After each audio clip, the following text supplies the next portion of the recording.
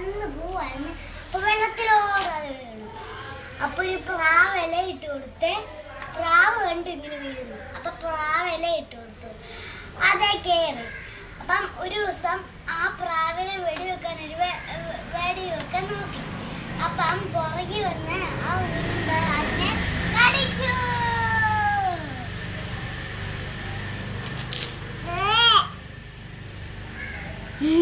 എല്ലാം അറിയാമല്ലോ.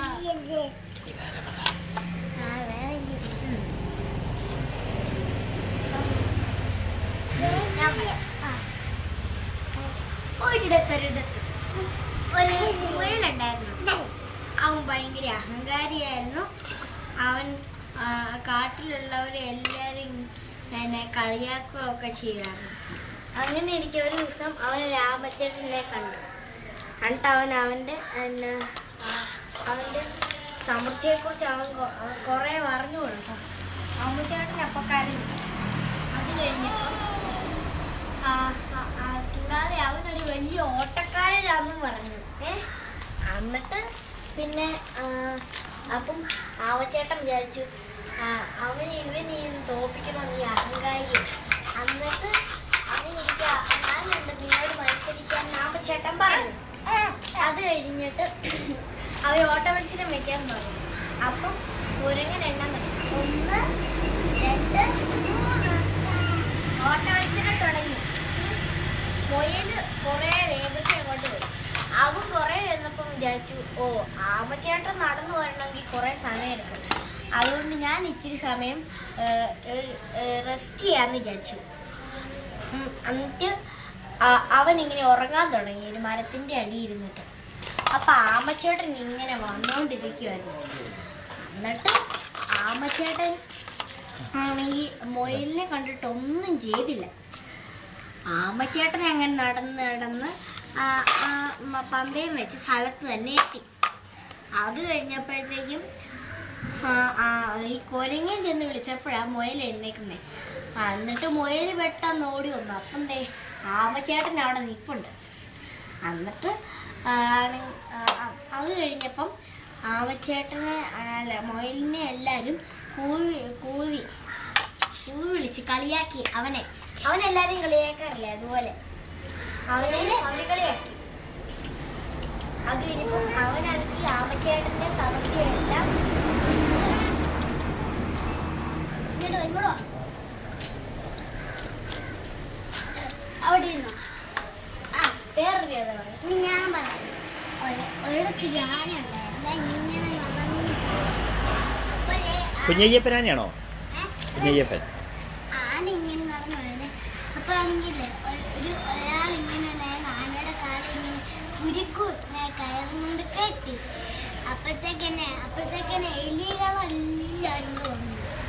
അപ്പൊ എലികൾ ഇങ്ങനെ നിൽക്കുമായിരുന്നു. അപ്പൊ ചോദിക്കുവായിരുന്നു എന്നാ ഇങ്ങനെ നിൽക്കുന്നുണ്ട്. അപ്പൊ പറയുന്നത് എന്നെ അയാൾ കെട്ടിയിട്ടേക്കൊന്നു. അപ്പൊ പോയി എന്നായിരുന്നു. അപ്പൊ പോയി എന്നെ എലികളെല്ലാം എന്നെ ഭയങ്കര കടിച്ചു മുറിച്ചു. എന്നിട്ട് അവരിങ്ങനെ അപ്പൊ ആന പറഞ്ഞു നന്ദിന്ന്. അപ്പൊ എലികളെ ചിരിച്ചു. അപ്പോഴത്തേക്കാണെങ്കിൽ ആനയുടെ പുറത്ത് കയറിയിരുന്ന എലി എല്ലാം ഇങ്ങനെ നടക്കുവായിരുന്നു.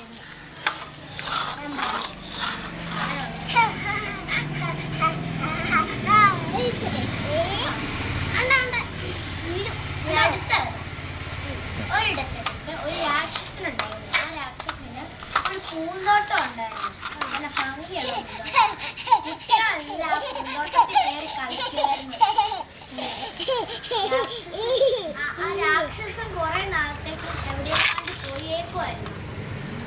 അങ്ങനെ ഇരിക്കുവാണെങ്കിൽ അവര് രാത്രിയായപ്പോൾ കുട്ടികളെല്ലാം വീട്ടിലേക്ക് തിരിച്ചു പോയപ്പോൾ രാക്ഷസൻ വന്നു. എന്നിട്ട് രാക്ഷസൻ കിടന്നു തുടങ്ങി. അത് കഴിഞ്ഞപ്പോഴത്തേക്കും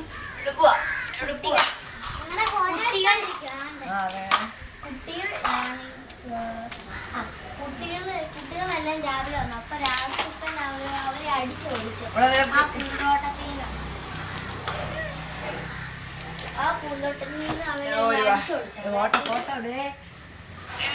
അവർ അടിച്ചൊടിച്ചു കഴിഞ്ഞപ്പം അന്നേരം പൂക്കളൊക്കെ ശബ്ദിക്കുന്നില്ല, വെളിച്ചില്ല, അന്നേരം രാക്ഷസൻ തിരിച്ചു വിളിച്ചു. അന്നേരം രാക്ഷസൻ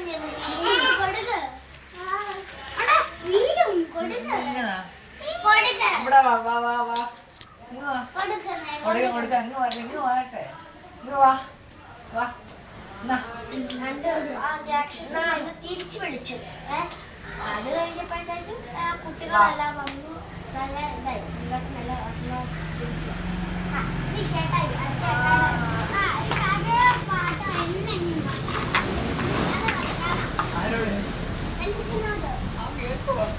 അവരെ വിളിച്ചോണ്ട് വാ.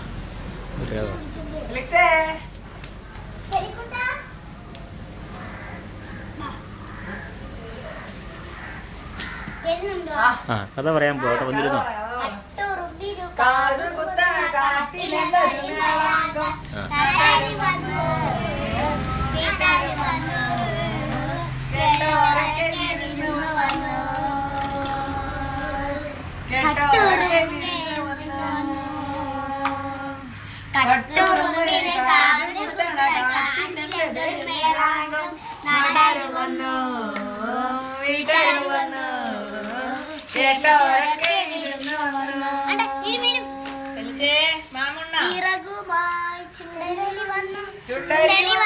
ചുണ്ടലി വന്നു കരിമ്പുമായി കാട്ടാന വന്നു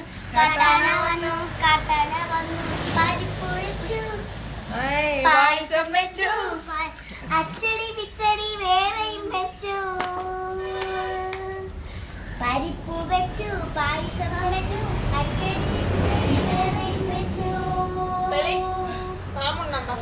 മാത്രം കിട്ടിയില്ല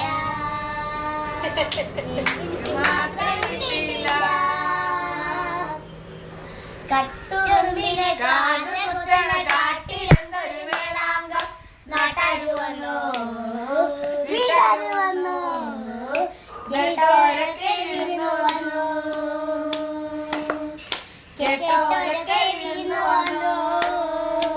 അങ്ങോട്ട് ഇരുന്നേക്ക് ഫോട്ടോ എടുക്കുന്നു അങ്ങോട്ട് നോക്കിയ ഫോട്ടോ എടുക്കുന്നു ബാക്ക്ഗ്രൗണ്ട് ആണ്ട് കീറിയോ ചിരിച്ചേ കിളി കിളി കിളി കിളി ചിരിച്ചേ ചിരിച്ചേ ചിരിച്ചേ ചിരിച്ചേ. അടുത്തത്